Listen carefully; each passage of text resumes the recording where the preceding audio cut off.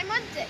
I bought this model of a ear from Ashok uncle, and today I'm going to explain about the components of the ear and what the functions are.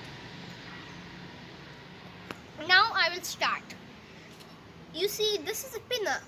This is the part that, catches all sound around us. It's kind of like a net. For example, I can hear this tiny bird chirping or the wing beat of something. The pinna collects all that sound. Then all that sound goes down the auditory tract. The auditory tract channels the sound like water in a river towards the dam. It channels all the sound towards the eardrums, kind of like this river. For example, let's think this is a river, and this ear is a dam. It's kind of like that, except that it's with sound. Now this part is the outer ear, the auditory tract, and the pinna. Hence, because the pinna is outside, they call it the outer ear. Now these are the malleus, incus, and stapes. You can also call them hammer, anvil, and stirrup. The eardrum, these guys dance when the sound hits the eardrum. They dance, and then they send all the signals, the vibrational signals, to the cochlea. The cochlea has microscopical hairs that do not serve a function like the hair on our head. Instead, the cochlear hair cells, there are also bags of liquid in the cochlea. The cochlear hair cells, what they do is that they're very tiny and microscopic. The fluid bags vibrate, and the cochlear hair cells, what they do is they are connected to nerve signals. Like, for example, you can see the electric lines. The nerve signals are like the electric lines, except that they're made of tiny tissue. So now they send it along to the brain. Here are the nerves, and this, for example, all that network is inside here, and that channels to our brain. Now these cochlear hair cells are very, very important and very, very funny, because they can generate specific impulses of electricity for specific sounds.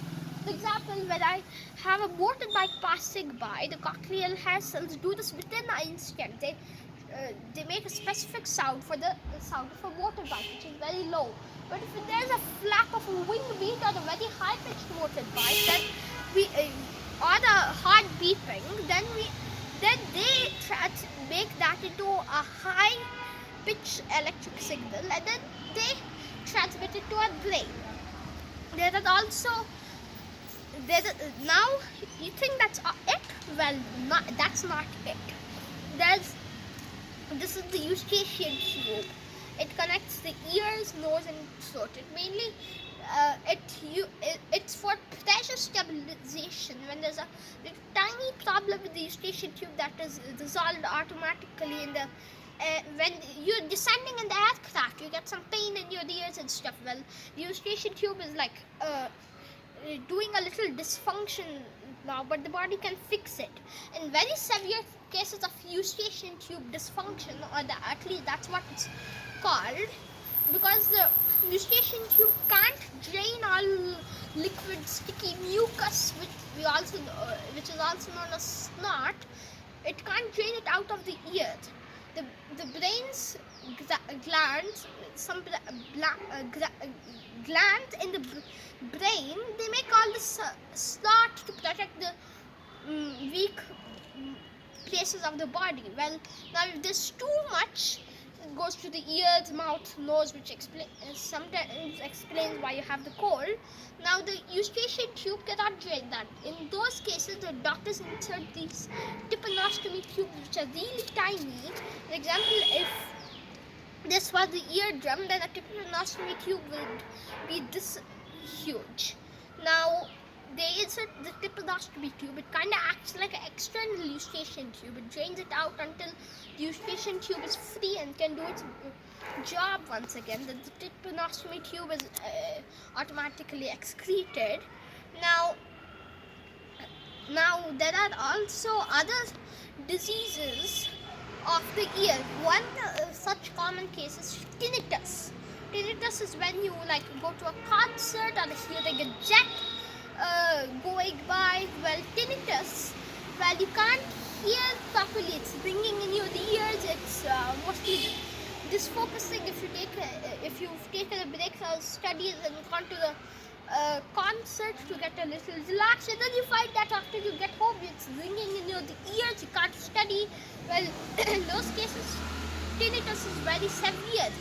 Sometimes tinnitus doesn't go away for weeks on end. Some in the most in the most less severe cases it mostly goes away within a couple of hours. There are other diseases of the ear, but I will be explaining more about that in the next video. Until then, bye!